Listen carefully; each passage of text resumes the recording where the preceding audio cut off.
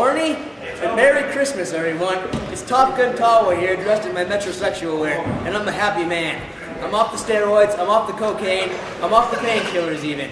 But I got my Chipotle, and that's all I need. God bless it. God bless it. No more God damn it. Only God bless it for the holidays. Oh my. That's beautiful. That's lovely. Oh.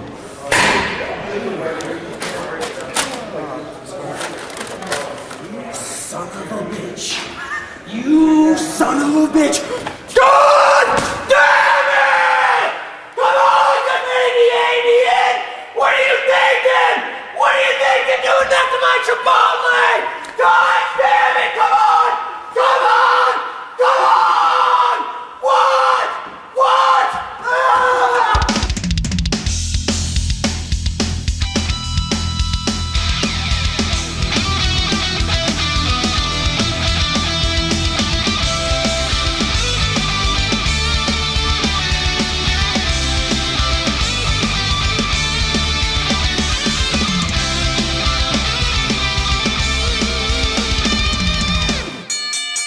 Hello, everyone. Thanks for checking out the Indy Handshake Wrestling Podcast. I am Paul Ponte. I'm here today joined by Top Gun Talwar, one of the creators of Pro Wrestling Guerrilla, one of, I would say, the most influential indie promotions in the early 2000s for California and beyond. How are we doing today?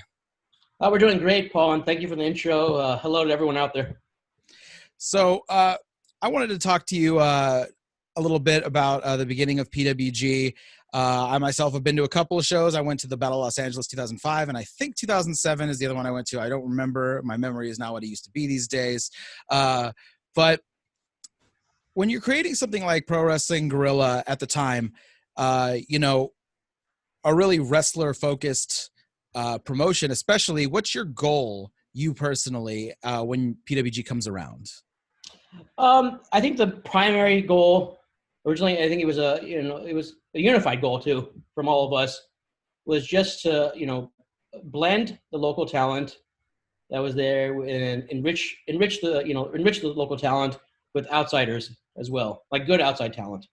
So as you know, the first show involved like bringing in AJ Styles, which was something that promotions previously weren't really doing. There was some aspect of that in Revolution Pro. And then also like a promotion like Epic came along as well. But we didn't really have a lot of control over that. So a lot of it, was obviously there's individual promoters which were running things at the time. So we wanted to get a little more control of that aspect and more or less have like a super show almost every time. To some extent, like we enjoyed putting on the shows. Like, we used to have for Revolution Pro, we had like a J Cup-esque type of tournament. So we wanted to do that on a more regular basis. So that was the intent and original goal. Also, it was modeled after the XPW way of doing things in terms of, establishing local talent. And then also like, enriching them, like I said, with bringing in some outsides as well. Yeah, and it was something I was immediately gravitating to because I used to volunteered, I guess, at All Pro Wrestling. And so I did like camera for the King of Indies tournament where American Dragon. I was there at the first one, actually. Yeah, I was there for the first one. I was there for the second one when American Dragon won, and they had Styles and a bunch of people there. So I was immediately like, oh, I recognize a bunch of these names. So of course I'm gonna go check out PWG because all these names. So when you're doing that, though, like you said, you're building up local talent, guys that you grew up in the business with. Grew up in the business. I'm talking when you're adults, but you know what I mean. And you're bringing in these names. How did you find it when you had to balance it as far as, okay, who's gonna, the number of matches each, people get, how many times people get booked? Did you ever come into conflicts with people who you booked before that were like, how come I'm not getting booked anymore or anything like that? Personally, I didn't. I mean, I was probably on the spectrum of like, okay, just showing up sometimes and just not even knowing what my match was that day. I'll give the example of like actually the first bolo that you attended in 2005, which is essentially the first Battle of Los Angeles. I just found out that same day that I was going to wrestle against Samoa Joe, and literally, just letting that hit you like a couple hours before the show. That reality was like, kind kind of like, okay, like, oh shit, what have I gotten myself into to some extent? But to directly answer your question, I didn't have a lot of oversight on the booking aspect of PWG. I'll be honest with that and candid. A lot of the stuff that I did was mostly around essentially being a courier for things. So like even picking up talent from the airport, housing the talent in my house, and just and on at the time I was either in high school or I was had just gone to college out of state. So I wasn't putting 100% focus into PWG at the time. Okay. So what was that like for you, having this talent from all over the world come and then, now they're crashing at your house? It was great. Actually, I wish I took more advantage of the situation and circumstances I was in at the time. Because, quite literally, Bryan Danielson stayed there on multiple occasions. AJ Styles as well. I should have been more of a student of the game at the time. It was cool kind of associating with these people on a personal basis. No matter who you are, I don't put people on a pedestal. I think everyone's a human being, no matter what. There's aspects of being a human being and just personal qualities that I like to look at people's strengths overall. So getting to know them on a personal basis was probably my favorite thing. But I think at the same time I should have been more of a student of the game, learn from them in terms of enhancing my wrestling experience overall. I pretty much I had that. I had that opportunity. I don't think I seized the day as much as I should have. Yeah, because I imagine it's probably like a networking dream as far as Oh yeah, yeah. And I still keep in touch. I didn't keep in touch with these guys as much as I should have. Like for instance, I think El Generico, Sami Zayn's probably the one I've kept in touch with most over the years. And it took a long time before I actually just finally caught up with him at the beginning of this year. Myself, Quicksilver, and Dino Winwood. Yeah, and then we were talking a little bit about the Battle of Los Angeles, and we alluded to it earlier before we started recording about AJ Styles. And so one really funny moment, and somebody brought it up on Twitter again this week, is there's a moment when Bosh and AJ Styles get into a little bit. This is Chris Bosh, not the basketball player, the wrestler. You sit there, you thump your Bible, and you say you're tired. And you get to me.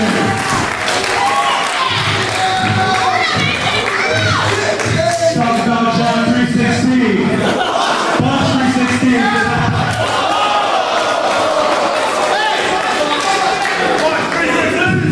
You can drop me on my head all you want. Don't you ever quote my Jesus, because I will break your neck. War is all about the Bible, and by God, I will bring it to you. Don't you ever quote my Jesus.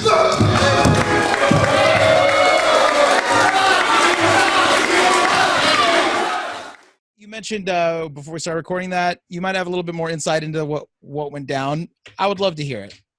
Yeah, actually, I saw both sides of the story essentially. So, and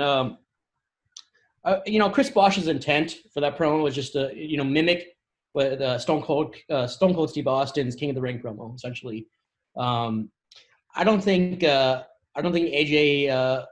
understood the context at the time, and obviously he's deeply religious, which makes sense. So not understanding the context, he essentially thought he was trying to offend him. Intentionally. And that same day, actually, I had left the show a little bit early because James Gibson, Jamie Noble at the time, was actually, on the show and needed to get transported to get to the airport. So I had left the show a little bit early with James, and actually I brought him over to, my house at the time. So AJ Styles actually came, after the show. He was dropped off there at the house as well. And he was heated. Actually, I wasn't at the show, so I didn't know the circumstances, what happened.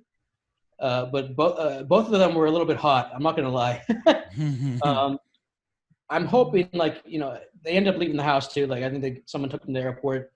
But they were still kind of hot at the time. I'm hoping eventually, he figured out the context of what happened. Obviously, he did return to PWG, so I'm assuming he, was forgiven and understood. But it's pretty tense of a situation. I'm not gonna lie. I wasn't there backstage to witness it. And then some of my friends after the the Quicksilver and whatnot, and all of them came to my house after, and they kind of explained the situation. And we weren't mad at AJ by any means. And kind of you have to empathize with both sides essentially to understand the context of the situation. So was Bosh like surprised at how pissed? Yeah, no, he was surprised and a bit scared. One other story from there. It's not really my story to tell, but I'm going to say it anyways. Ended up being, and it doesn't throw anyone under the bus, to be honest. During Bola as well, Bosh wrestled James Gibson, Jamie Noble. So there was a spot where James dove on him. And, he kind of caught him on his shoulder. At the same time, James did a flip and landed on his neck. And he thought at the time that maybe he had hurt himself. So he was telling Bosh while they were on the floor, "I'm going to fucking kill you. I'm going to fucking kill you." And apologies for the language. Yeah, no worries. It's all good. But I think toward after they got up, he's like, "Oh, you're okay." So in a span of 5 seconds, he essentially realized it wasn't a big deal. But Bosh was like, "Oh my God, what the fuck? what did I do?" Essentially. So that's one of the interesting stories, that occurred that day. But I don't want to throw anyone under the bus or villainize anyone. I think both are great people. Yeah. The time that I spent with him, it's I think it's just a matter of understanding understanding the situation and like you said, the context. Yeah. The context of the situation. So yeah, because I remember everyone in the crowd kind of could tell this isn't a game right now. He's not messing around. He's not working. I think he even threw I watched it after, and even recently, he threw a water bottle at him. And everyone's a little bit surprised. But I think AJ was in a rush to get out of there, so no one really sat him down to explain the context. Yeah, so he was just still kind of hot after. And I hope eventually he did. I mean, things obviously he returned to even like I said, PWG after. Obviously, had some association with Bosh thereafter. So I'm sure all was settled. Yeah. It was just must be one of those things because I'm almost imagining him telling the story to someone else. It'd be and then he said 316, and he's like, "Oh, like Austin," and he's like, "What?" Oh, hopefully a gotcha moment. I mean, perhaps he didn't even watch. He didn't even know about that promo, or he didn't even know about that. Or he just didn't connect it in the moment, or something. Yeah. But yeah, man. So a lot of that stuff with PWG, and I've recently went back and I watched some of the stuff again. The little funny skits you guys would do, especially you and Steen with the Chipotle bag. Yeah, the Chipotle bag. Yeah, that's that's one I'm really proud of. I think the bear one, indifferent, a little bit indifferent. No one pressured me. I just had. We used to find humor in the absurd, even if it was really out there. A lot of those promos were honestly first take. We didn't rehearse them. Yeah. we didn't do a second take. It was all improv, and impromptu, and kind of blue sky thought process. But it's funny because I think even now it would have been a totally different thing, if that was going on right now and you guys were putting them out, because I feel those are a really big precursor to the Being the Elite stuff, especially since the Bucks were fans of PWG and everything. I feel that's somewhere in the back of their head where they're we're gonna put out this absurd content online. I would hope so. I think we wanted to establish a precedence that would differentiate ourselves, and a lot of that was based on some humor. At least, we weren't just doing I guess Ring of Honor type matches. It's solid wrestling, no doubt. By any means, we wanted to have solid wrestling and good matches, but not every match had to be 5-star quality, or go out there and just a normal match where you hug and shake the opponent's hand at the end. We wanted to throw in some elements of humor as well. So a lot of that, set the grounds for hopefully the future as well, in terms of, being able to establishing some sense of being unique and differentiate ourselves from what's what we establish as normal. So that was the intent overall. Even I would say my character is kind of based on that. Mm-hmm.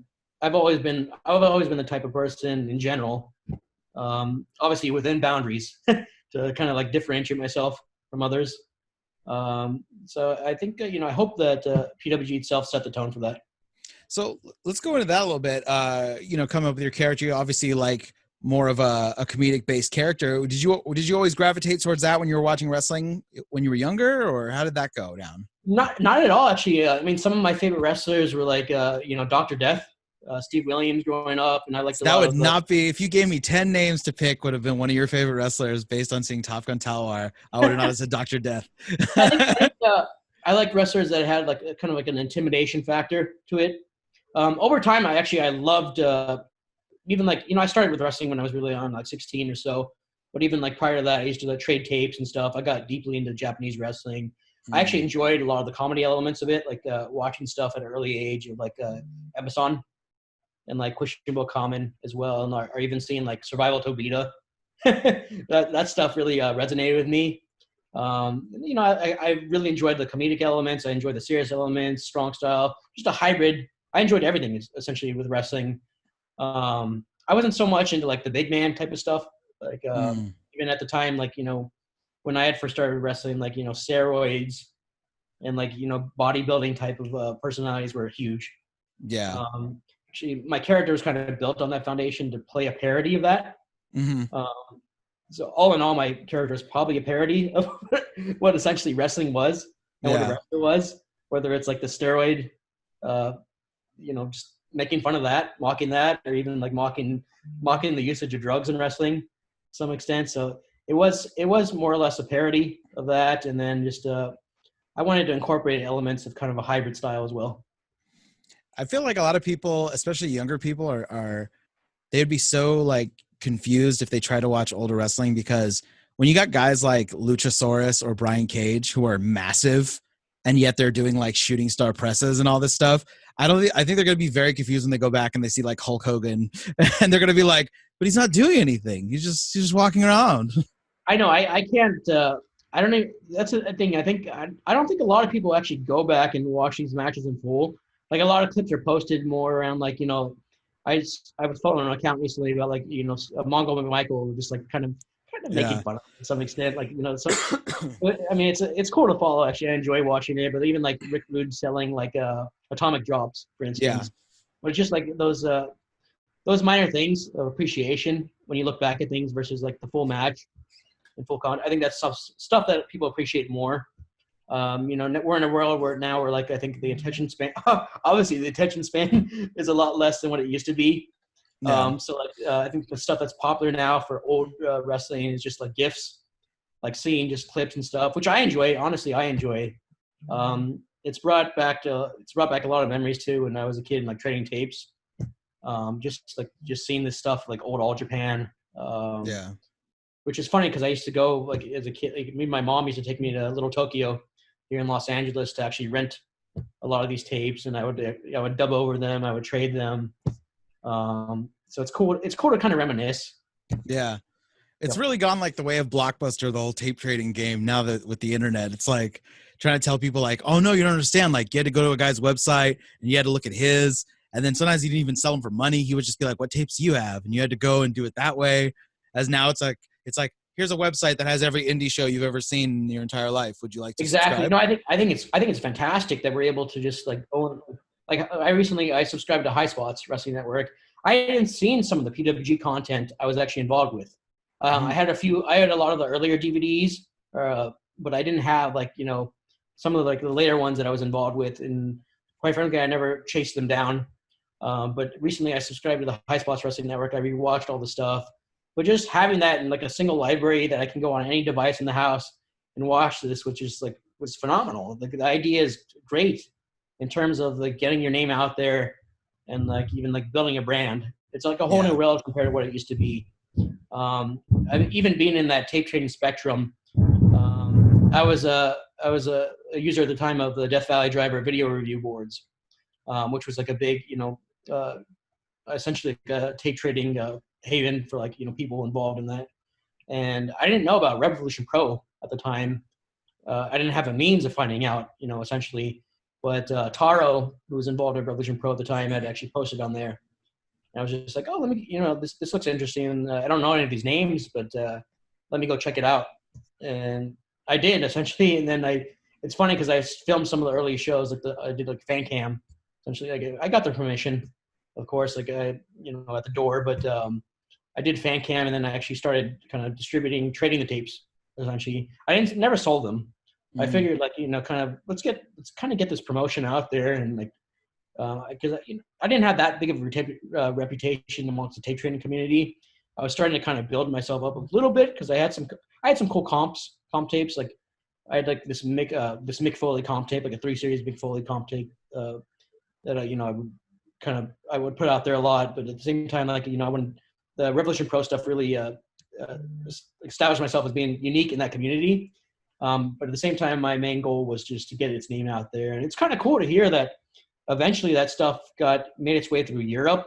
Tommy End, who wrestles as Aleister Black now, and Tengwa, who are runs this Pro Wrestling Holland promotion out there. Also, they're good friends. We went to the European Vacation Show. We had wrestled them. And one of the first things they said when meeting us is that they were so excited to actually wrestle us because they had been such huge fans of Revolution Pro from the get-go. And it's amazing to me that the tapes actually made their way to Europe and all throughout the world. It's amazing. It's a small world, essentially. Yeah. How did that come about? Also going the whole European vacation. I think Super Dragon was already making his way out there quite regularly to WXW in Germany, and then had a little bit of a network there as well in the UK. So that kind of helped establish that. I'll be honest with you, a lot of the early PWG stuff was funded by Disco Machine. We would not have had the means to have that show out there if it wasn't for him actually funding a lot of aspects of transportation, getting us out there to begin with. I would say, more or less an unsung hero that, people don't actually realize. Yeah. we never actually, made that public. But essentially, yeah, I think Super Dragon kind of established that foundation for us going out there. Thanks for Disco Machine for actually getting us out there to begin with. And I think thank you for the promotions, at least and the fans, especially. The fans were absolutely incredible. I've never seen I went to rewatch those shows recently, and man, that crowd was just both England and Germany were absolutely amazing. I actually returned back to the UK not long after that too, and they embraced me, and I really appreciate the fans there. I think so. I would strongly say that the UK was some of the best fan base I've ever seen in my life. So for Germany, did you have any trepidation at all? Did you think are they going to get it? You know what I mean? No, I had seen some of the clips that Super Dragon has shown me of his matches, and just how into it they actually were.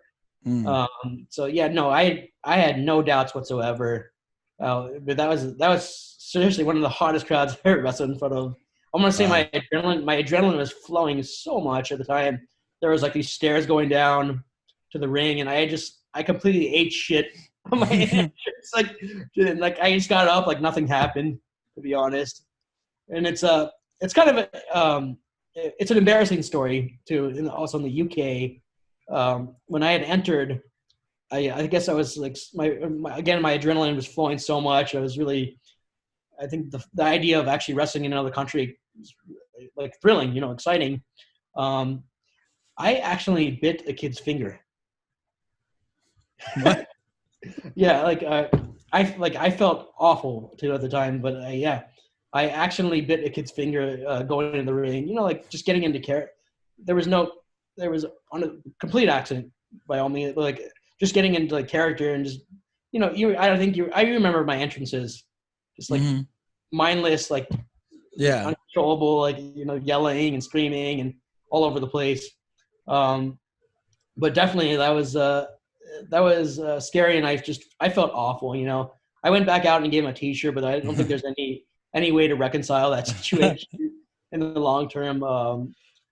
But I hope he forgave me over time, but I felt just so bad. I gotta ask because I knew pretty well Dane, aka Hook All right. Thornberry. Yeah. Yeah, I used to work at Pro Wrestling Iron up here in the Bay Area. Well, that's Also. awesome. I was a big fan of Mike Modest and those guys. I think, whatever they were doing was really cool to me. So Dane's an interesting dude. Any interesting Dane stories, or Hook Thornberry, I should say? We didn't hang out much outside the ring. I think one of the funnier things was just having he actually got Ed Powers to come to shows and be our manager. Yeah. Okay. So for anyone watching or listening, your tag team name was Gunning for Hookers. Yeah. And Ed Powers is what would you say, a porn mogul, or what is it? Oh man, I don't know what's director. What is he? Yeah. But I think one of the funnier things was that he used to bring a box of his own pornography to the shows, like backstage, and like just like here's some DVDs for you guys, and like no one would take them. Just like I mean he wasn't doing anything like crazy backstage, but just the fact that he brought like his DVDs there, and it's like okay. Yeah, it's very nonchalant about it too. Yeah, is it some porn? Or I want to say like he erupted for no reason one time. I tried to get more context around that from Dane, but he just erupted one time and just stormed off and never came back. It's just I don't know. I'm not gonna justify it. Yeah.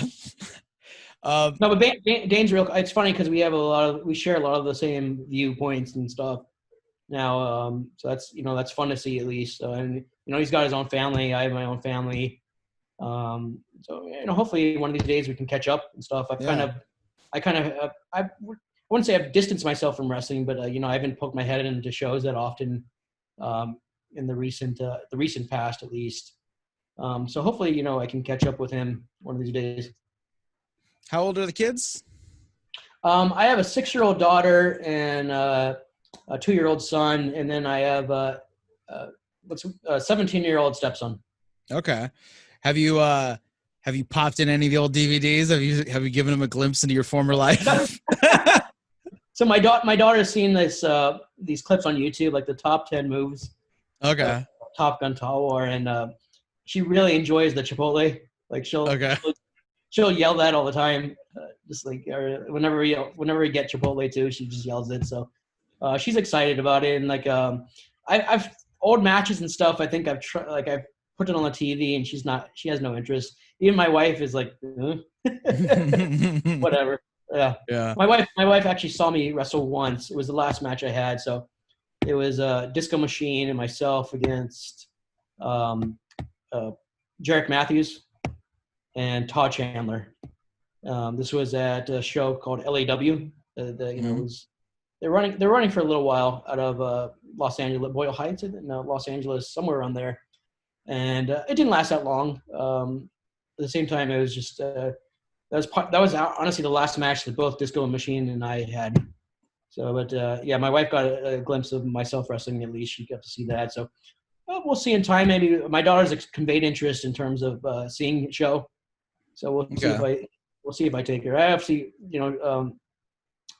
I still associate. Like I think all my friends in general and throughout life have been from wrestling that I've kept in touch with over the years.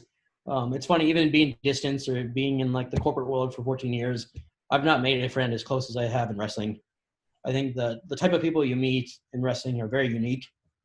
And there's some amazing people for that matter in terms of just not just being unique, but being like just having like good, being people of good character, good moral values and upbringing. And they're talented people, And, I know about, like, Scott Lost, for example, is just like a talented artist to begin with too. I mean, these are the type of people that, I want to be around. I don't want to, not to say that, I've made friends elsewhere, but like, I think some of my closest friends have been from wrestling itself. I mean, you get in the ring and you trust the other person with your life, essentially. Yeah.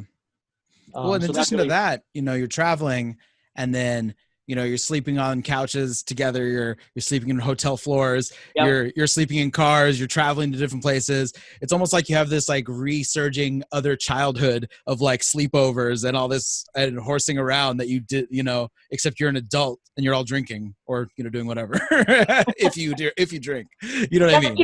we didn't really travel that much together, like outside of SoCal. Mm-hmm. So a lot of the shows we did were local, at least Revolution Pro and Pro Wrestling Guerrilla. I didn't have a lot of traveling stories with you guys. I think the biggest one for us obviously was Europe. The first European vacation, that itself was like exhausting, and then it was not a funny story, but like towards the tail end of the trip in the UK, Scott Lost got his stuff stolen, like a lot of his his passport, his ID, and like his phone, like a bunch of money too. He got it stolen out of an internet cafe. Even like at the time, like you needed he had like a physical plane ticket in order to get home, which is just, it boggles your mind right now, right? Yeah. Just think about it in this day and age. But at the same time, we all got together. We had to help him, obviously get back. Whether it was like getting him enough, like going with him to the embassy. Like I went with him to the U.S. embassy there in the UK just to get like a temporary passport. So it was a couple of days of headaches, but at the same time we all stuck together and got through that. So those are the type of things. But for the most part, we didn't go on the road, like long road trips or whatever, just sporadic trips. Even at the time too, like I was going to college in Arizona from like 2002 through 2006. So I wasn't like actively like going on these like road trips or trips out east, flying out there. Wait, so were you going back and forth between Arizona and LA to wrestle? Yeah, I was actually almost every month, if not twice a month, I would fly out. Obviously, my home base, I was born and raised in Southern California, from Sierra Madre originally. And, my parents are actually still out there. But, I would come visit my parents every now and then. And it was good for me, actually, the whole experience of being away from home. It helped me grow to be, like, more independent. Mm-hmm. And I think it was just a good overall college experience. And I would never live there where I went to school, at least in, Tucson. I don't think Arizona's for me personally. But it was a good experience nonetheless. But I did, I would say that I wasn't 100% focused on wrestling overall. Okay. As much as some guys were, like it was never a career for me. I never had the goal of going to a WWE. There were some small, I think, I'm actually quite satisfied. In fact, I exceeded my expectations of what I would actually do in wrestling. But it was never my 100% focus. So I was always kind of between school and wrestling as far as what my focus would be at the time. Do you ever have any big conflicts as far as, something you had to miss out on in wrestling because of school or work or something, or vice versa? Gosh, absolutely. There was a couple times where I could have gone to Japan to wrestle in Osaka Pro. One of the first times was when Disco Machine and Mr. Excitement went. So they had suggested like, I come along, with them, tag along. And at the time, school obviously, was conflicting. I don't know what specifically, but they were going to go for a good period of time. So it didn't make sense, at least, to miss that much of school. Like it was almost like a full month, essentially. Same thing with Scorpio Sky and Scott Lost. So they had gone again. They also invited me. Just could not take the time. So obviously I missed out on that opportunity. Never had the chance to wrestle in Japan, which was one of my regrets, quite honestly, in wrestling. I was a huge Japanese fan. I still am. I'm wearing Kikutaro's Buffet Club shirt. And even just now, I just made a recent trip to Japan. And I was trying to catch a show at least. I got to catch up with one of my good friends. I just mentioned him on the show, Tengwa from Holland. So he was actually out there wrestling on Michinoku Pro, and he did a couple other shows. But just I think I'll plan to go back to Japan at least at some point to actually actually catch some shows, or even even try to maybe take the opportunity to actually get booked. Honestly, I did kind of reach out this last time, and there was an interest from DDT. Was willing to actually have me on one of their light shows. I'm haven't been as much conditioned recently though to actually have like a good decent serious match. I'd have to just go out there and just do my thing. But you gotta cross off that item. You gotta. I do. Even if it's even if it's wrestling, tag teaming with Survival Tabita against a couple monsters in a lake, I think that's crossing something off the list at least. You know, doesn't matter if it's in a wrestling ring. It doesn't matter if it's a serious match.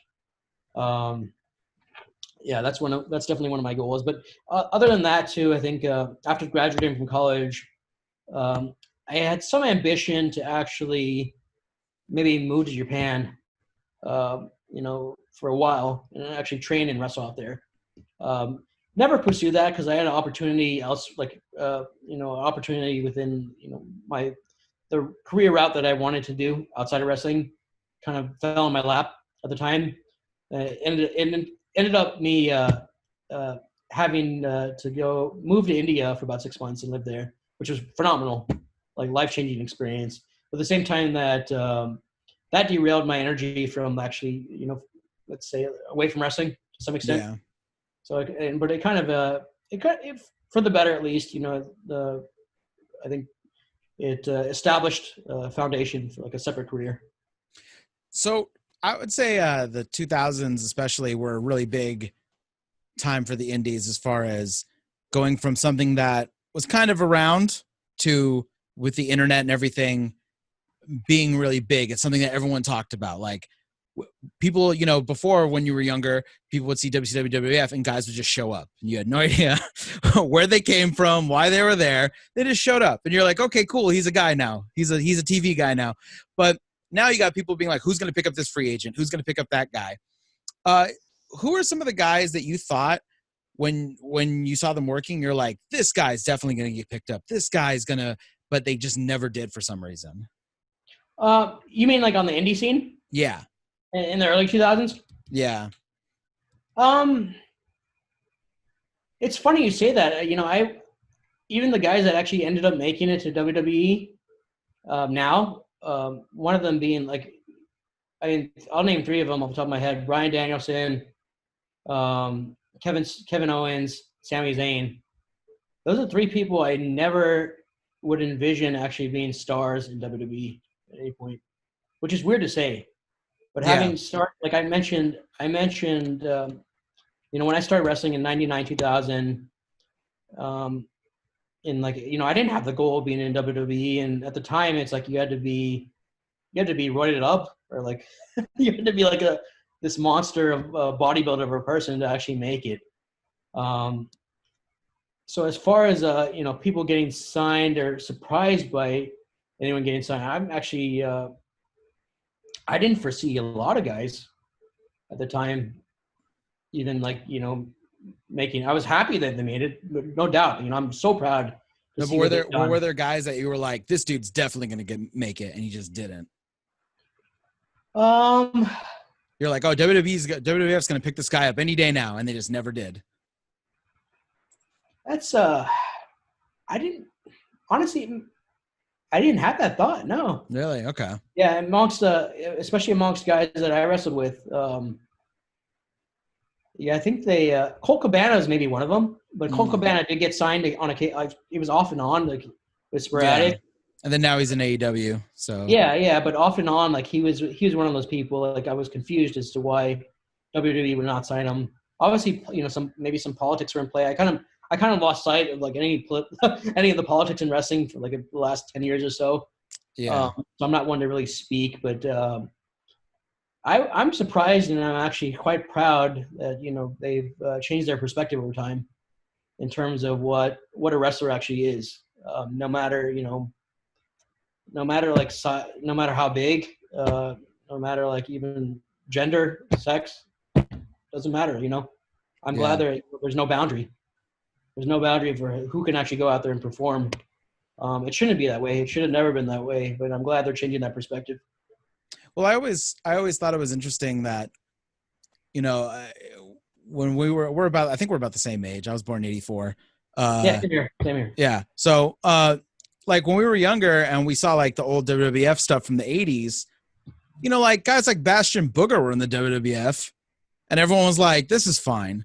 But then like if a guy who's not super roided out, like you said, now when he doesn't make it, now when he gets in there, everyone's like, oh, he doesn't have the look. It's like, dude, how come, like, I don't know. For me, it was always weird that like, if you're smaller, that's unthinkable. But if you were like grossly obese, like somehow you're allowed to pass that test back in the day in the WWE. I didn't understand that. I don't know. It was very weird. Yeah, and it goes back to kind of like the perception of reality too. I mean, like I talked about like how I used to enjoy watching Dr. Death because there was some intimidation factor around it. I think people still have that notion to some extent. So it's like, I think it's a perception of reality, and having like someone like, Marcus Stunt kind of like, go over on someone. But at the same time, I think it's funny because I draw the paradigm with when I wrestled Samoa Joe, for example. There was a fan after that was kind of close to the wrestlers too. It was actually at my house, my parents' house at the time. So myself, this fan, Brian Danielson, I want to say maybe a couple of other people were in the room at the time. But the fan was saying like, "Oh, you wrestling Joe is not believable." Like actually, you giving him the Chipotle was just like I didn't really believe it. I was like, man, it's like honestly, it's like professional wrestling. It's like, it's kind of you have to perceive reality a little bit differently. And actually, It's funny because Brian Danielson actually stood up. He was actually, counter argued with that, saying like, even like if Joe like even tried to pin, like let's say Joe tried to pin me, no matter what, no matter how big someone is, you still have the leverage to actually like, rid yourself or like even like, kick out to some extent. There's ways to go about it, scientifically actually that's to be done. So he was trying to disprove him at the time too. And just convey the fact like, there's some distortion between reality and professional wrestling, obviously. Well, one example I heard a lot, this past like a year ago, and I use it every time now whenever anyone talks about reality in pro wrestling, oh, but that's not real. That's not real. Hey, the number one most basic move in the history of in the history of pro wrestling is not realistic. An Irish whip is not realistic. Why would you keep running? It's exactly. It's I don't like when people try to justify that, like just like even like anything, just say like the realism of wrestling versus what even like just comedy matches in general. Obviously, I'm a big fan of it. I think why does everything have to be normal? So that to that argument, I mean, there's definitely I can understand the notion that you want to make it feel like a fight or seem like a fight, but it's at the end of the day, it's professional wrestling. Yeah, I mean, I always subscribe, and I've said it on this podcast a few times, so to anyone who listens to this semi-regularly is going to get annoyed at me repeating myself, but I'm a big fan of the buffet model for pro wrestling. I think a little bit of this, a little bit of this, a little bit of this. Exactly. That's what I love. I love seeing, a comedy match just as much. I like seeing, for instance, like the crazy Stadium Stampede AEW had. All comedy and mayhem and nonsense and horses and the most everything you can imagine just thrown in like a kitchen sink. However, I also like watching like Ibushi and Naito drop each other on each other's heads, and slapping the crap out of each other. I love both of those things. Exactly. No, there's nothing wrong with diverse interests like that. I'm the same way. I'm the same way exactly. There's actually not one style of wrestling that I dislike. Overall, I think just embracing the diversity and like what's available, I think is a wonderful thing. I think having unique content all around, like that's why people embrace Orange Cassidy. That's why he's so popular. Mm-hmm. It's something different, it's something unique that they haven't seen before. I think it's a great thing, man. I'm a huge fan of him.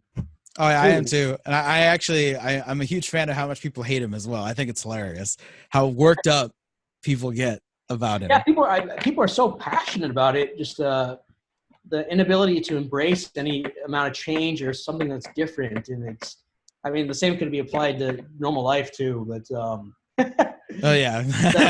said about normal life, I should say. But yeah, just it bewilders me that people are so passionately opposed to it. I think it'd be good to, even from a wrestling perspective, just be a little bit more open-minded what's out there. And did you ever have any guys who came into PWG who were a little bit more on the serious side, who maybe weren't too keen on any of the comedy aspects in PWG? No, I mean, I won't state the obvious ones, but but no one really went out of their way to contest it. Mm-hmm.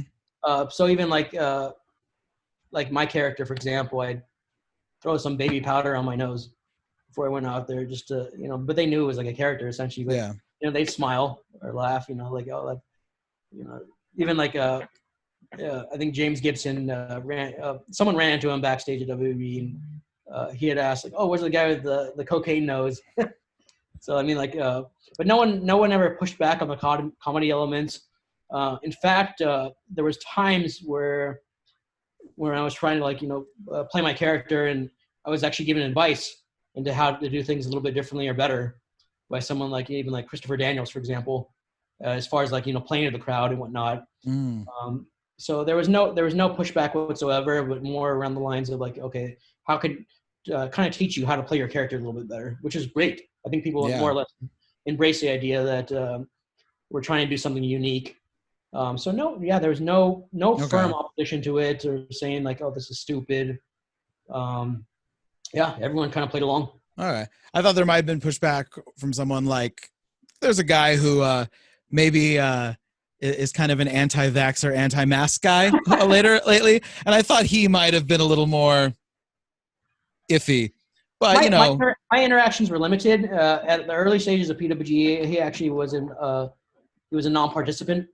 I was actually involved. I was starting to get involved in wrestling, and I was very close friends with Super Dragon at the time that he had wrestled him at MPW, mm-hmm. which was interesting because SoCal Uncensored recently posted that tweet with like the actual match on YouTube. It was kind of cool to see just everyone in the crowd at the time too, including myself. Yeah. There was like who's who in wrestling almost like a few years later. Yeah. But yeah, no, at the time there was something obscure about he like I said, he was a non-participant in early PWG. I think Dragon might have turned that around at one point, just said like, oh, this guy's actually a good wrestler. More along the lines of that versus like him personally. So he ended up booking him again in the long run. Not that often, but like I said, my interactions with him were limited. I don't think I had I honestly don't think I had a real personal one-on-one dialogue with him. Okay. Well, yeah, I talked to him at APW when I worked there, and I was not a fan of talent-wise, one of the most talented people I think I've seen. Yeah. Personality-wise, I was not a fan.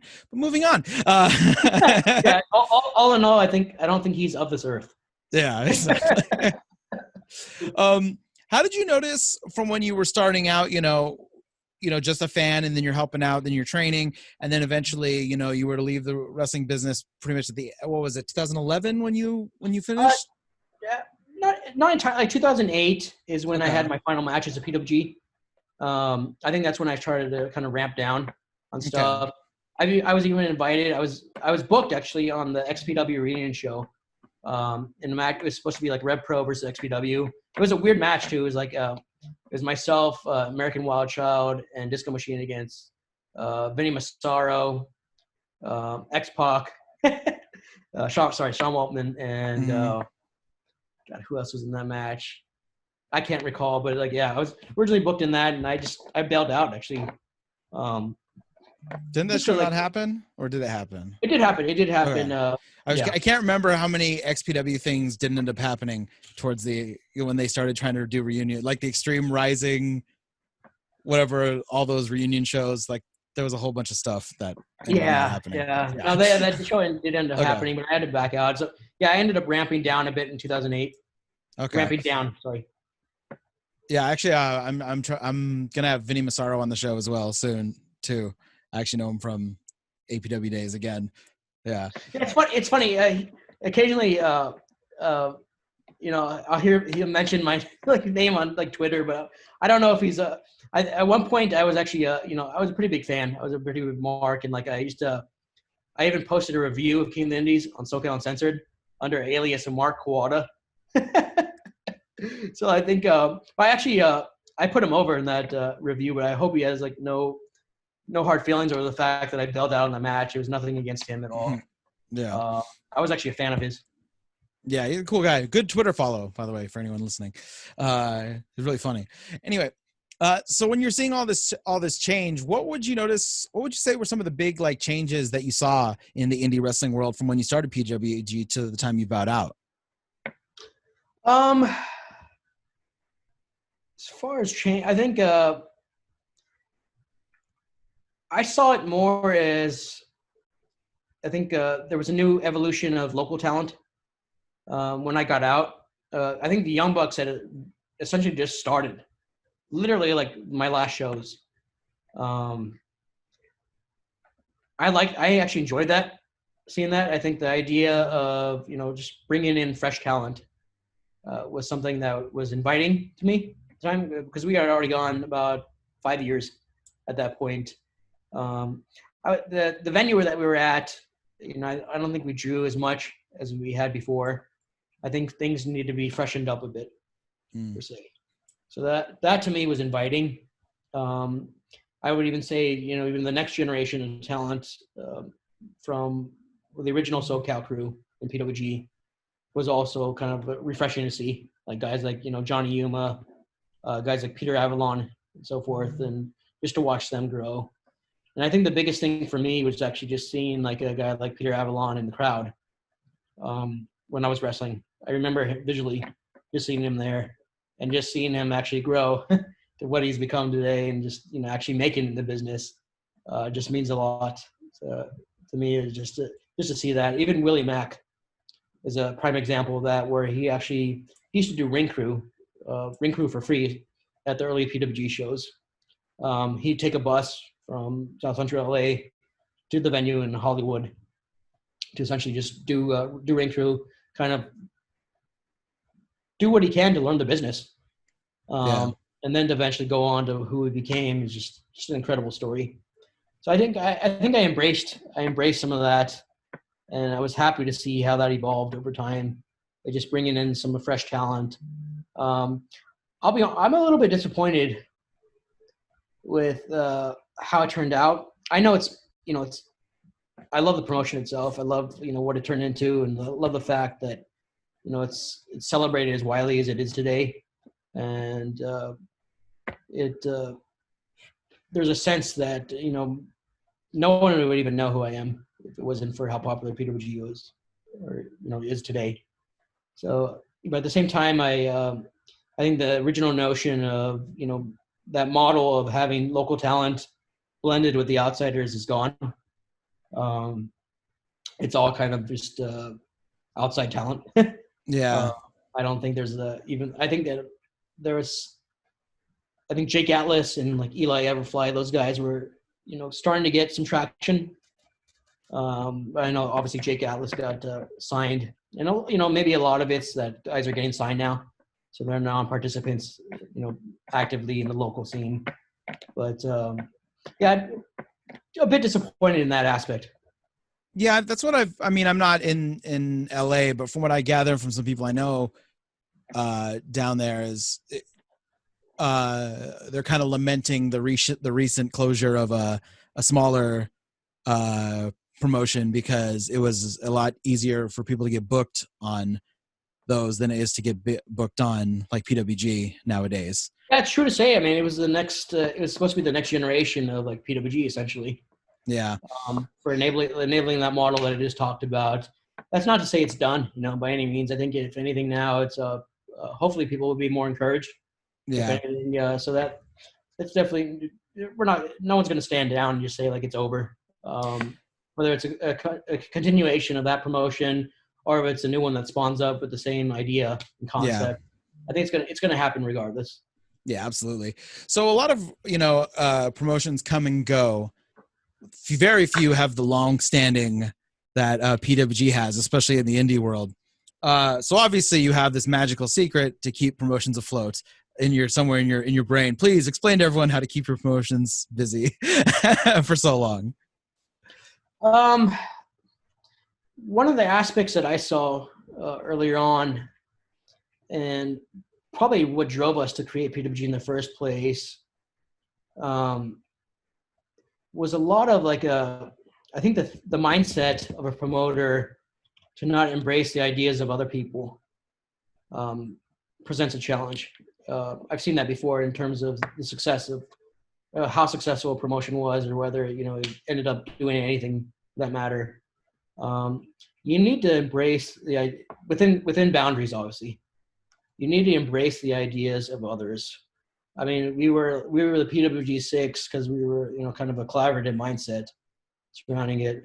I mean, eventually it kind of fizzled where it was maybe one or two people making the decisions, because a lot of us had separate lives for the most part. But just embracing the mindset of others, the ideas of others too, I think is important to continue running, and also just embracing the idea of what fans, what are fans talking about. Like I mentioned to you earlier that in my professional career, I'm involved in data analytics. So I'm very data driven in terms of, people are talking about a certain wrestler right now. So let's kind of capitalize on that. Let's actually, book them based on, popularity. I think PWG right now, current PWG is based on that. A lot of that primarily, Twitter tends to create a lot of, drive and this behavior in terms of understanding who's actually popular out there. But like I said, just embracing the ideas of other people, embracing the ideas of the fans, not just getting stuck in your own way of doing things, creating something unique and differentiate yourselves. That's core. Promotions that just do the traditional model of things are not going to survive. So in a pre-Twitter world, like when PWG started, how do you know what's popular? How do you know who should be getting booked? And it's just pre-Twitter world, at least there's still there wasn't social media. A lot of it was message boards and forums. So a lot of it sometimes was based on how well someone would market themselves. At the time, I think SoCal Uncensored was one of the message boards that was popular. PWG had its own. Death Valley Driver video review was another big one. That's the one that originally got me, to find out about Revolution Pro. So message boards were a big thing. And just the dirt sheets that were out there too, at the time, that helped. So the internet was still a resource in the early 2000s. MySpace was actually available and and quite popular amongst wrestlers. So that was an avenue too for finding out to some extent. I think Twitter has really resonated that, especially not just based on follower count, but how much are people talking about a certain wrestler, even to actually advertise. There's GIFs of a wrestler. There's even matches posted online now. So having that avenue for actually understand who's popular is helpful. There's so many different avenues now for a wrestler, which is prior to what was out there before. So it was much more. There was much more. I'd say there's as much work as that needs to be done now by a wrestler to get noticed than there was before. But at the same time, you have a lot of avenues. You have a lot of channels to kind of put yourself out there. Very good, sir. I do notice you had the Pirates of the Caribbean poster there, and I know based on your Twitter, you're a big Disney fan. I am as well. So I gotta ask, are you missing Disneyland right now in this COVID world? I absolutely am. I am, but I'm not gonna. Once they are open, I'm not going to take the immediate risk for myself or my family to go. Well, they're supposed to be open now. I know. They pushed it out. They pushed it out. So as much as it's one of my avenues of escape. I'm actually honestly one of those probably weird Disney people that people talk about. My wife and I both, at least. So, but yeah, we've gone to all parks in the world. Just in October, we actually finished that up and visited Shanghai and Hong Kong Disneyland. I just went to Shanghai. Oh, have you gone to Shanghai Disney? Yeah, I just went about 2 months before COVID happened, so Yeah, I was very we went in late October. So okay. we had just missed the whole debacle with COVID, but yeah, really really cool experience. Yeah, and I'm so sorry for anyone who does not want to hear this on this podcast about Disney talk, but I gotta say it.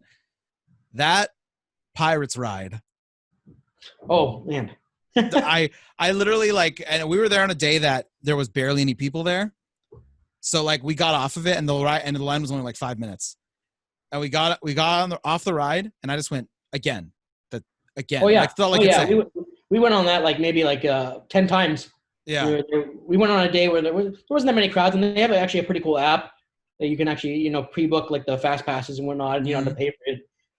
So the app really much came in handy. So that and Tron were a couple rides that we rode Yeah. multiple times, just because like Disney Imagineering has just outdone themselves. In fact, I'd actually plug, if you haven't seen it, the Imagineering story, which is available on Disney Plus. If you're a Disney fan, if you're a fan of like the parks or rides and attractions, like I'm a big Disney history buff, so this was probably quite honestly not only my favorite docu-series, but my favorite series of all time. It's really good. Was actually seeing that. Yeah. Did you notice how much people went crazy? Like I don't know, because that's the first time I've been to a foreign park besides Disneyland, Disney World. So I don't know how it is, and maybe it's the same in Japan. But I noticed everyone in Shanghai, like they were crazy about the parades, like even more than here. Yeah. Hong Kong and Tokyo are both the same. Tokyo is actually my favorite in terms of the cultural experience. We went around the time of Halloween we've gone twice before in 2014, and then we went recently last year. We went around Halloween this time, and it was amazing to see the elaborate costumes. Like people had such elaborate costumes for like Halloween of like Disney characters or like Disney princesses, villains, whatever else. You know I what? think That was for Tokyo? yeah, Tokyo. Yeah. Okay. You know, I'm an idiot. It wasn't 2 months before COVID. I went to Shanghai at Halloween. Oh, we might have been there the same day. That's funny. That's funny. Yeah, because it was actually we had departed from Shanghai on November 1st. I think October the 31st of Halloween we were actually in the city. But prior to that, we were at the Disney parks. Okay. Toy Story Hotel. That's where we stayed. I'm sure we might have crossed paths and didn't even know it. That's sad. That's funny. Right? That's funny. Yeah, China's a trip, man. Like culturally, like it's definitely like a culture shock city as far as, I've never been to I've been to like Europe, but that's, not the same thing.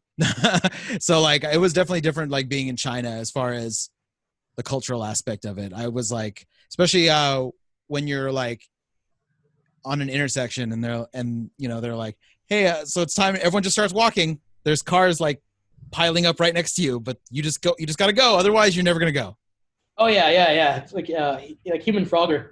Yeah. Like India is the same way. So I told you I spent about 6 months working and living in India. So yeah, I even have family out there. I visited like 3 times in my life.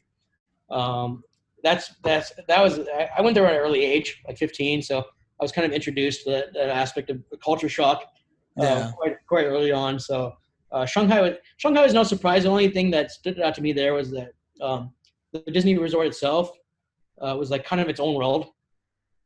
Like even like I think I ventured outside just to get like some liquor.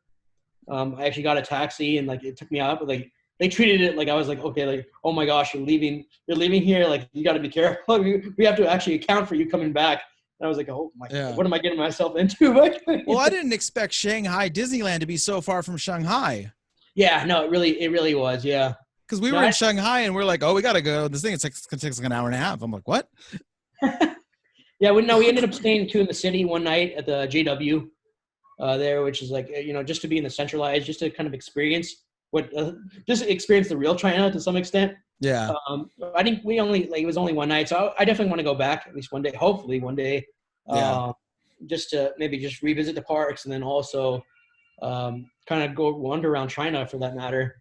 Oh no, yeah, we did like a tour group thing. So we went to like Xi'an where they have the terracotta soldiers. We did that. Oh, nice. Yeah, no, so we were able to do, Great Wall. We were able to do like all the touristy trapping stuff, and then we were like, well, we have a day in Shanghai where we're not doing anything. So obviously got to go to Disneyland, obviously. Yeah, definitely check out the Tokyo parks. Tokyo parks are very, I think, more unique. Like I mentioned culturally, and then like just like the whole experience overall is my favorite. And it's not just the attractions that's make the difference. I mean, it does help. Like stuff like the Pirates of the Caribbean ride in Shanghai is absolutely amazing, but it's just the the experience of like the immersive experience of the whole thing, like in the whole thing essentially. Absolutely. Well, brother, it's about that time to take it home for the last segment of the podcast. I apologize to all the wrestling people who are watching or listening to this who hate Disney, but guess what? That's what's going to happen. Anyway, so we got some rapid fire stuff here. But of course, if anything, you want to digress from anything we're talking about, something pops in your head, feel free to. There's no hard and fast rules here. Number one, favorite move or hold that you didn't use? Oh, one of my favorite moves was, I think the top rope lariat. I think you probably saw it a lot in All Japan. Like a Stan Hansen or Kobashi match where you actually place the opponent on the turnbuckle and do a lariat. So I was always a big fan of that. Obviously, I'm not. I'm vertically challenged to some extent. It didn't really make sense sometimes, but that's one move I regret not doing. And then amongst my own move set, I wanted to do like a top rope chipotle, or even like a springboard chipotle. So that was one thing. Yeah. And what is your craziest fan interaction? Craziest fan interaction, or at least it was a healthy interaction. I think I came out one show with I had like a thong that I put on top of my gear, and I think fans obviously took notice of that, and it was my like nude singlet or whatever, and then I took it off. And one of the fans in the crowd the next time around, she actually brought me like this. It was a thong that said like TGT on it, and then I had some chains. So I actually started wearing that to the ring thereafter. But I thought it was cool, actually went out of our way to actually do this. So that element of me kind of stood out. That was a unique experience for me. Speaking of that flesh colored singlet that you would wear, like people uploading 480p footage of PWG, that singlet looks even better when it's pixelated. It's kind of like when you're scrolling through YouTube, you're like, wait, what's going on right here in this match? Oh gosh, yeah. I mean, it's fun. Like I said, it's just something unique and different that I wanted to do. And it's funny because my mom was actually the one that came up with the crotch for idea and actually sewed it on. So amazing. I had some fans within the family itself too. There you go. Besides trying to hurt you on purpose, what's the worst thing someone can do when you're working with them in a match? Change things up a bit. Like, even like if you have something planned originally planned, trying to change the structure midway through. Sometimes you don't always plan everything in wrestling. There's a certain structure that you follow, obviously. But just trying to throw you off by changing that flow is definitely something outside of just intentionally hurting you. That's what sticks out to me in terms of like, okay, just kind of throwing you off. It doesn't, especially if you have like a pretty good groove going, or if you have an idea in your head of what's going to happen next, that can really throw things off, and even the match itself. I've had that happen plenty of times. Don't believe Oh, really? me. Yeah, or even just like I mean, I'm guilty of it myself, but people forget. I mean, we're taking bumps, we're taking hits to the head all the time. So obviously we're never 100%. Yeah. To remember every spot, or even to like keep with the flow and rhythm of the match, or there's so many different things to you're thinking about at the time. You're thinking about the crowd, you're thinking about the placement in the ring, you're thinking about like your next move. I mean, there's a ton of things to actually think about. So losing sight of what's next is something that's scary for any wrestler. Just piggybacking off of the injury portion of that. What's the worst injury you got in wrestling? I was lucky enough not to sustain anything too serious. Um, I think the worst one is a couple times at training. I've torn ligaments in my ankle. One of them was kind of rolling around, like almost like shooting, and I thought it'd be cool to kind of do like some stuff on like the mat where I flip around and whatever, and I ended up getting my ligament torn as a result of that. Oof. It was nothing was ever intentional. And then I think I took a monkey flip, or it was a back body drop once and landed on my feet, which was not by intention. So I ended up tearing my ligament there. But so I tore ligaments in both ankles twice throughout my career. So that was the extent of the worst thing. Never had a really serious concussion. Been knocked loopy a few times, but not to the extent of being out cold.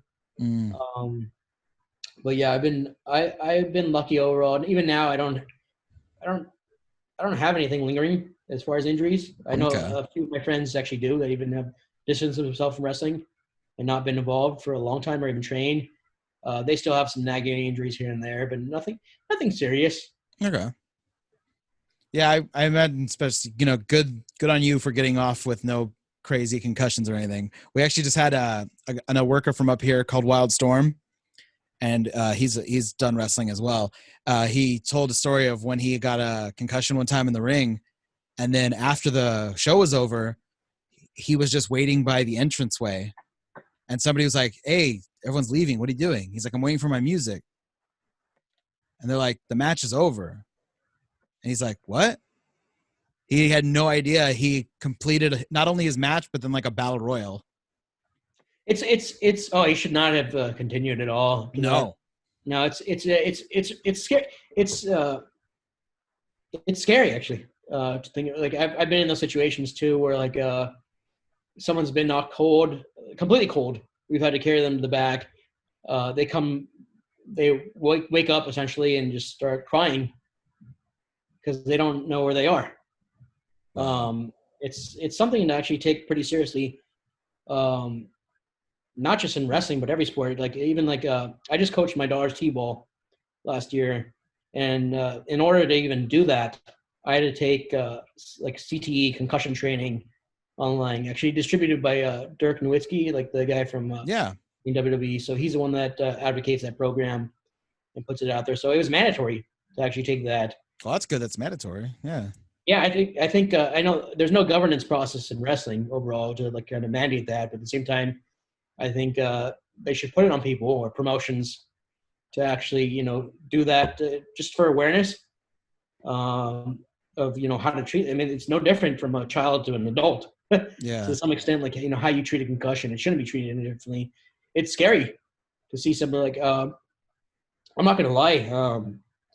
It's changed seeing people actually get concussed. I saw some changes in their personality or behavior after. Interesting. Long term. Wow. So it wasn't just like get knocked out and you recover. There's some long term effects. Obviously, it's well documented in any sport, football, wrestling. It's really sad to see. And if I ever see that again, like in wrestling, if I ever peek my head in and actually witness that itself, it needs to be taken care of a little more seriously, and not just like let the guy go out there on his own accountability. Like we all kind of need to be responsible for each other. Yeah, absolutely. I think a lot more of that can go on in wrestling is people helping take accountability for, their fellow professionals.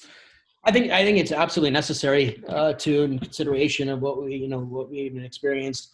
There's individual accountability, but there's also like, you need to also be accountable for other. It's independence, independent wrestling especially. Yeah. It needs to be more of a team sport. Obviously it's always been kind of it's like a slight competition, to some extent in terms of making it. You're more or less on your own. You have to, do your own marketing, whatever else.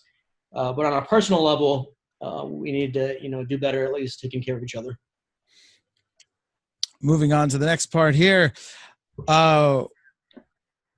Was there ever a time you were working with someone, and this could be good or bad, that you were legitimately surprised by them? Maybe you heard some not so nice things and it turned out they were amazing or better than you thought, or you heard like how great someone was and it turns out they were kind of a bummer in the ring. For the former, actually, Samoa Joe was that person in terms of it was a fantastic experience.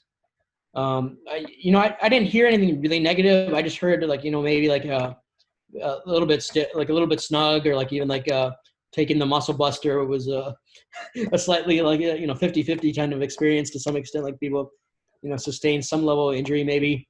No different than any wrestler to begin with. There's always that chance. But he was great, and he was he was just a consummate professional to work with. He was willing to take any move that I wanted to give him, work with any idea that I wanted to pitch. Even after the match, he was very complimentary. I wouldn't say that shocked me by all means. He was always professional, but at the same time, I was very happy with the overall experience. For the latter part of it, I'm lucky enough where, I take that back. There's been some, I won't name names, but they're not nobody like really that relevant today at all or ever. They've taken liberties in terms of stretching me in the ring. It was mostly local lucha talent. So I did a few small shows for local lucha promotions. Even in Arizona, I did one lucha promotion, and there was times where they actually took liberties in terms of trying to stretch me, or even waiting till after the match to actually do it. So it happens. That's not the first time I've heard stuff like that. Lucha can be a very cliquey, like territorial show, especially to people who aren't luchadors. It is actually, I'm not fluent in Spanish by any means, so maybe it's a language barrier thing, or maybe it's a matter. But you're right about the cliquey kind of environment. I would say is even like the guys like Los Luchas, for example, like separated themselves from that kind of environment, kind of joining us at RevPro. So maybe they weren't even too happy with like how things were conducted in full there. But I think it's definitely a little bit different mentality and mindset. It could come down to the way they're trained too, and just the general culture of lucha. I mean, I've been so distanced from that for like I don't know how long, so I don't know if it's still happening. But I don't feel that's necessary, especially if you're trying to cooperate with your opponent. Yeah. At the time of these incidents, I wasn't like brand new, like fresh out of training. Like I didn't deserve to be stretched by any means. I was trying to cooperate and work with them. I thought we, at the time we had some, good flow going with the match. I was kind of like the anomaly in the match in terms of like, okay, everyone else like, a masked wrestler, a luchador, local lucha talent, and I was just randomly thrown in there. But definitely that experience was not the best. Yeah, the guy I mentioned before, Wildstorm, he was a white guy, luchador. So you can imagine when he did some lucha shows, the looks of disdain he got in the locker rooms. He talked about it, where they were just like, "Who is this white guy?" Oh, I'm sure, and hopefully they didn't take liberties with him, because that's not right. Yeah. So you mentioned that, obviously this isn't going to happen at PWG, but has a booker ever tried to stiff you on pay? Yeah, actually, multiple times. Like I was never, I was never too passionate about wrestling as a career, like I mentioned. At the same time, like, I never treated myself as treated as a business or tried to make money per se. I probably lost more money in wrestling than I've ever made. A lot of it was like indirect as a result of maybe like, lugging people around to the airport, or like the cost associated with like housing people and whatnot. No regrets at all. But yeah, there was a couple times where we did a show as a Rev Pro crew in Bakersfield. And I was just mentioning this to someone because that promoter has been posting actively on Twitter, and like that guy never paid all of us. I think he even just ran off, and we never saw. It could have been a matter of the person that got us booked at the time. He might have paid him, and he didn't tell us that he got paid. Who knows? I'm not gonna look back and get mad at the situation. It's not right. Yeah, it's not right to do that.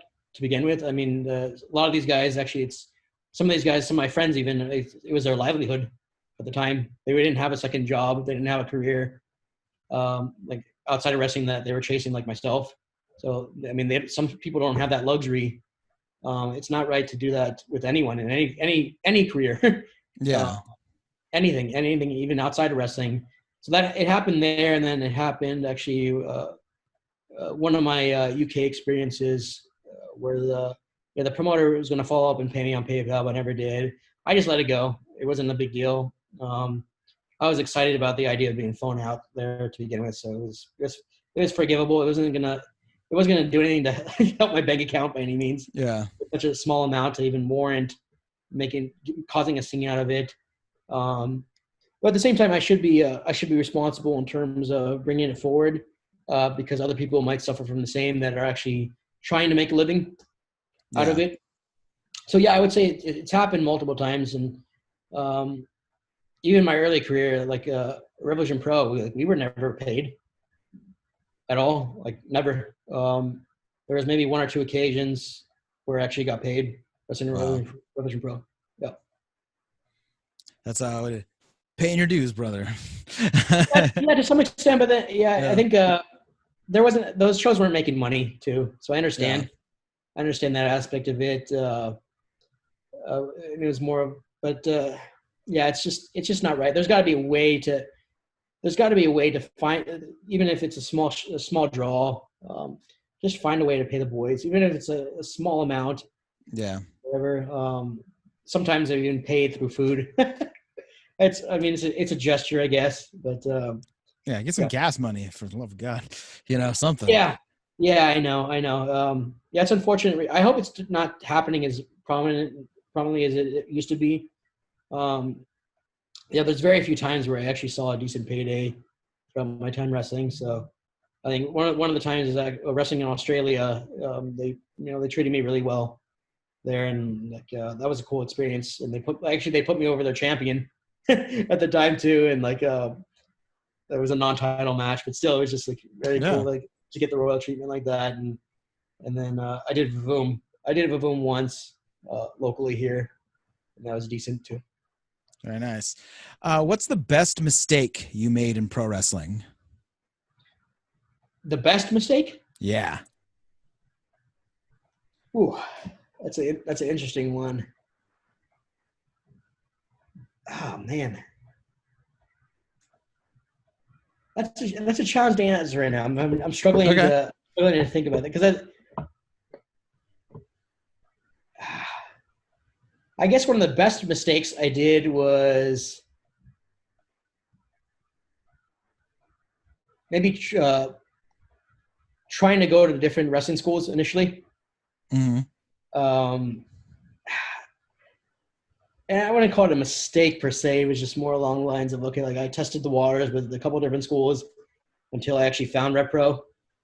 So it wasn't an intentional mistake at the time, but at least I found out okay, this wasn't for me. But actually, I found a home eventually with Rep Pro. If that makes sense? Yeah. Yeah. What's the hardest you've laughed at an indie show? The hardest I laughed at an indie show, I think some of the promos that we talked about earlier in the discussion that we filmed for PWG. One of them I think was with Quicksilver and El Generico. I can't remember the context of the promo, but there was a time where Quicksilver actually came up, popped up behind him when he was sitting down.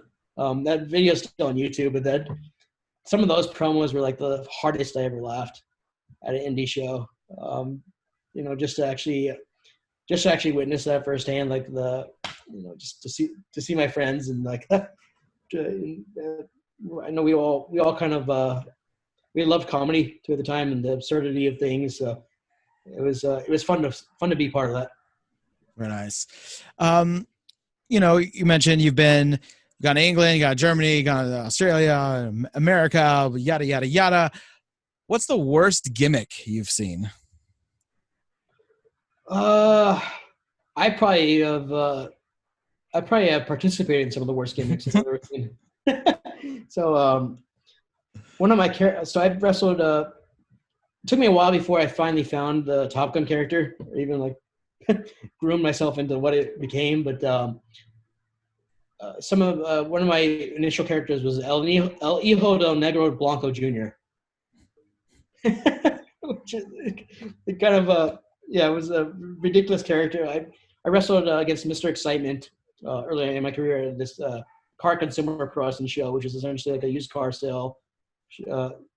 show with wrestling in the middle of it. People kind of casually walking around and just seeing like what the hell is going on here. But yeah, I wrestled as El Hijo del Negro Blanco Jr. Other than that, I think there's been actually on the flip side, there's been some pretty fun and cool characters that I've seen over time.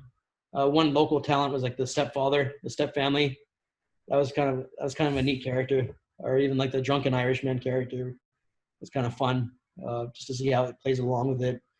I mean, I'm into like kind of weird gimmicks and characters overall. So even like being like a huge fan of Survival Tabita and seeing like Mojo King, some like battling monsters and whatnot. So I think it's a cool element of wrestling. All right.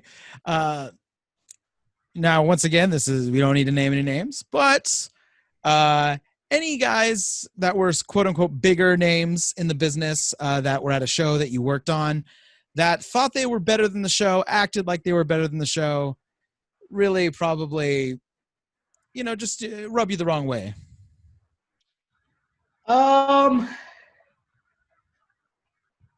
Yeah, I think there was one example of early PWG at the Elks Lodge. It's a famous incident where a guy came in with a fur coat and his entourage. I won't name names, but he went on to do this promo, did a couple moonsaults, and it was like when they came in, it was just like, what is it? Like, is this Zoolander? Like, what's going on? Is this real life Zoolander? Like, what's going on here? I mean, he didn't do anything bad per se or say anything bad, but like at the time, it's kind of like it rubbed us the wrong way. It's like, okay, like who the fuck does this guy think he is? I mean, I'm all about being unique and stuff, but maintain some level of professionalism. Yeah. At least in wrestling, you're going to get personalities like that. So there's been a few people that like a little bit holier than thou type of personalities. There's even been some that came to the shows a little bit drunk or high, as well, which is dangerous. I definitely, I played a character that was like a cokehead. I never did drugs before the match. Like, yeah. Like, I mean, so, like, you don't have, yeah. So when that happens, what is like, well, at least why, I can't say what is protocol at any show because it's all independent, but at PWG, like, do you kind of just like go to someone else who's running the show and being like, hey, something's got to be done here, or like what happens then? I think there's obviously there is some accountability there, especially running a promotion. So you have to make at least the opponent that's involved aware. That was definitely done. As far as not resuming the match, I would say that that wasn't the case. It wasn't. There was a judgment call in terms of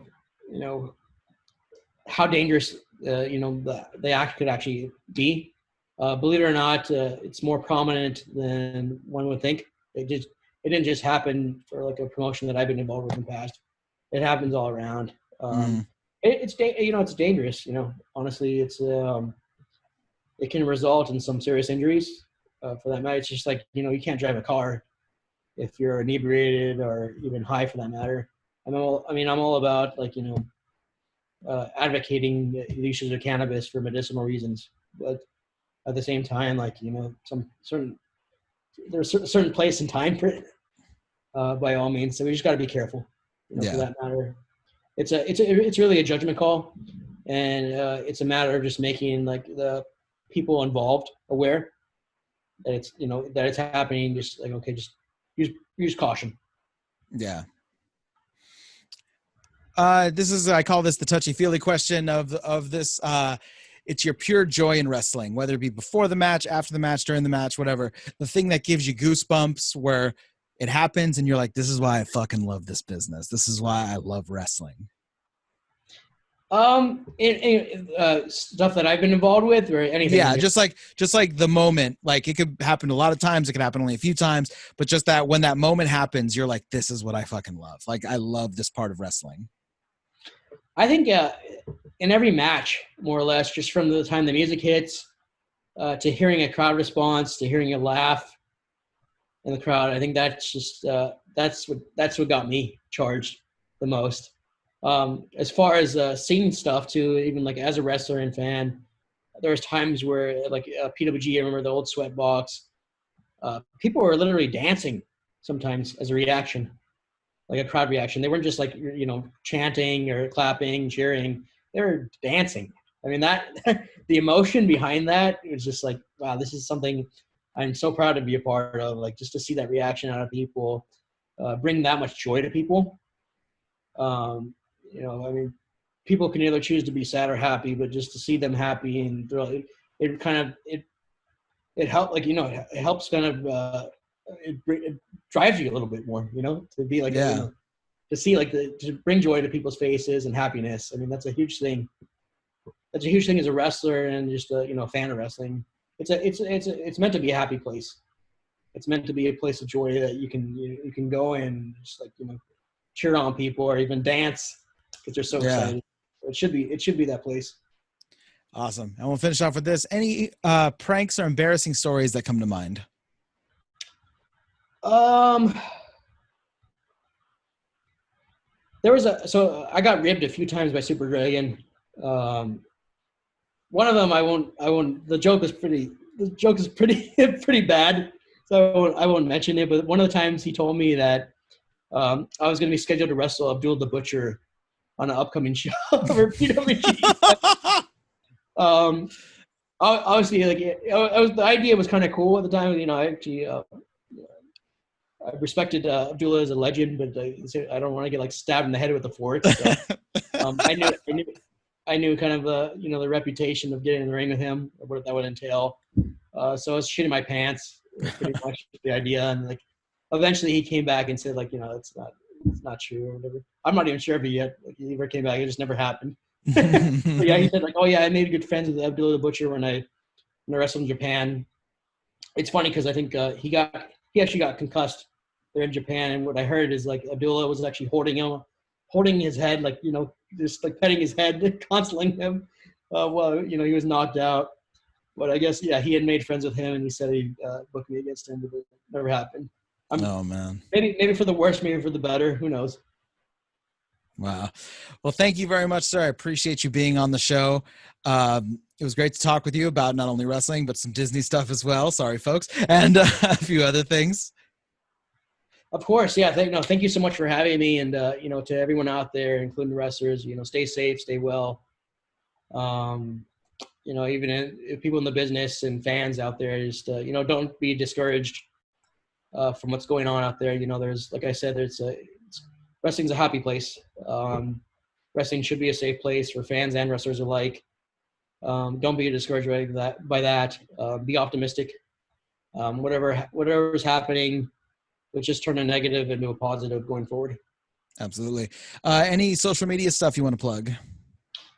Just, I'm on Twitter. A lot of it, I'm trying not to be too negative as much as, what's happening around, but, there's certain, I like to reminisce about my wrestling experience, and I like to reminisce even about whether it's a Revolution Pro Wrestling Guerrilla.